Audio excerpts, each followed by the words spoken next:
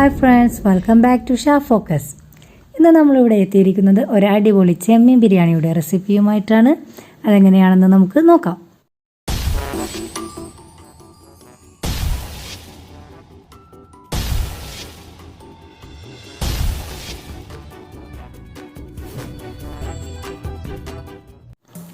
ആദ്യമായി ചെമ്മീൻ നന്നായിട്ട് കഴുകി അതിൽ മസാലയെല്ലാം തേച്ച് ചെമ്മീൻ മസാല, അതുപോലെ കുരുമുളക്, ഉപ്പ്, മഞ്ഞൾപ്പൊടി, മുളക് പൊടി, കറിവേപ്പില എല്ലാം ചേർത്ത് വെച്ചിട്ടുണ്ട്. പിന്നെ നമ്മൾ യൂസ് ചെയ്യാനുള്ള നെയ്യ്, വെളിച്ചെണ്ണ, ആവശ്യത്തിന് മസാലകൾ എല്ലാം റെഡിയാക്കിയിട്ടുണ്ട്. നമ്മൾ ബിരിയാണി വെക്കുന്ന ഉരുളി തന്നെയാണ് അടുപ്പത്ത് വെച്ചിട്ടുള്ളത്. അതിലേക്ക് ആവശ്യത്തിന് കോക്കനട്ട് ഓയിൽ ഒഴിച്ചു കൊടുത്തു.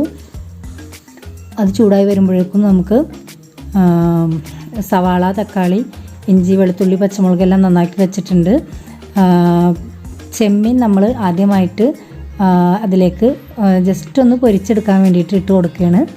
നന്നായിട്ട് മൊരിയണ്ട, ചെറുതായിട്ടൊന്ന് പൊരിച്ചെടുക്കണേ ഉള്ളൂ. നന്നായിട്ട് വേവുന്നതിന് മുമ്പ് തന്നെ അത് നമ്മൾ അതിൽ നിന്ന് മാറ്റുന്നുണ്ട്. ഇനി അടുത്ത ട്രിപ്പ് നമുക്ക് ബാക്കിയുള്ള ചെമ്മീനും കൂടി ഇട്ട് കൊടുക്കാം. 2 പ്രാവശ്യമായിട്ട് ഇടാൻ ഉണ്ട്. അപ്പോൾ ആദ്യത്തെ ട്രിപ്പ് നന്നായിട്ട് വേവിക്കാതെ തന്നെ നമ്മൾ മാറ്റിയിട്ടുണ്ട്.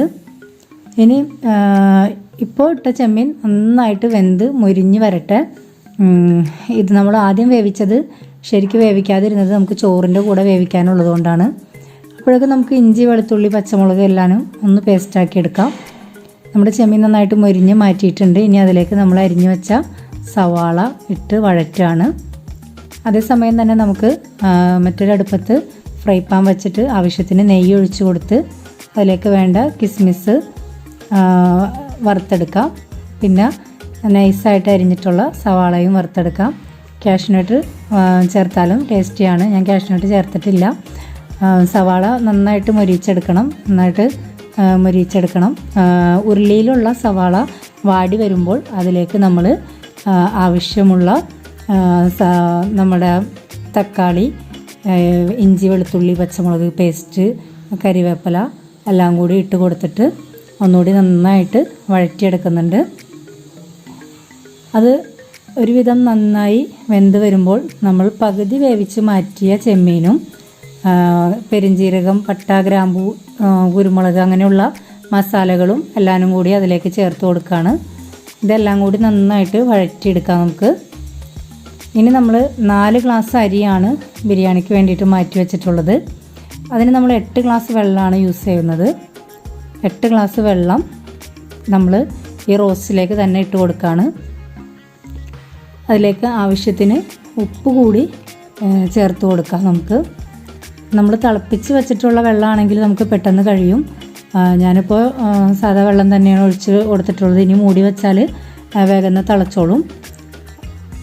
നമ്മൾ സവാള എല്ലാം റോസ്റ്റ് ചെയ്ത് മാറ്റിയിട്ടുണ്ട്. നേരത്തെ നമുക്ക് ചോറിൻ്റെ മുകളിൽ ഡെക്കറേറ്റ് ചെയ്യാനുള്ള സവാളയെല്ലാം മൊരിയിച്ച് മാറ്റിയിട്ടുണ്ട്. ഇനി നമ്മൾ ഇടയ്ക്കൊന്ന് മൂടി തുറന്ന് നോക്കാം.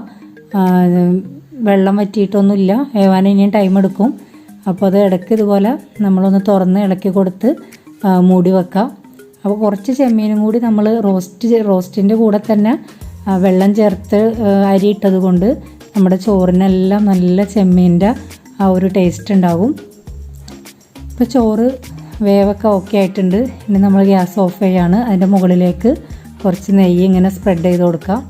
ലാസ്റ്റ് ഇങ്ങനെ കുറച്ച് നെയ്യ് ചേർക്കുമ്പോൾ നല്ല സ്മെല്ലൊക്കെ ഉണ്ടാകും. നമ്മൾ സവാള വറുത്തത് നെയ്യിലാണ്. ഇനി ലാസ്റ്റ് നമ്മൾ ചോറിൻ്റെ മുകളിലാണ് ഇങ്ങനെ നെയ്യ് ചേർത്തത്. ഇനി കുറച്ച് മല്ലിയില, പുതിനയില ചെറുതായിട്ട് അരിഞ്ഞത് ഒന്ന് ഡെക്കറേഷന് വേണ്ടിയിട്ട് ഇട്ട് കൊടുക്കാം. അതുപോലെ നമ്മൾ നേരത്തെ വറുത്ത് മാറ്റി വെച്ചിട്ടുള്ള സവാളയും കിസ്മിസും നന്നായിട്ട് പൊരിച്ച് വെച്ചിട്ടുള്ള ചെമ്മീനും അതിൻ്റെ മുകളിലേക്ക് ഇട്ട് വിതറി നമുക്കൊന്ന് അടിപൊളിയായിട്ട് ഡെക്കറേറ്റ് ചെയ്തെടുക്കാം. വളരെ ടേസ്റ്റി ആയിട്ടുള്ള ഒരു ചെമ്മീൻ ബിരിയാണിയാണ്. നമുക്ക് നോമ്പ് സ്പെഷ്യലായിട്ടോ ഇത് സ്പെഷ്യലായിട്ടോ ഉണ്ടാക്കാം.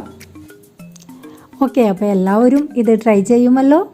നമുക്ക് വീണ്ടും കാണാം.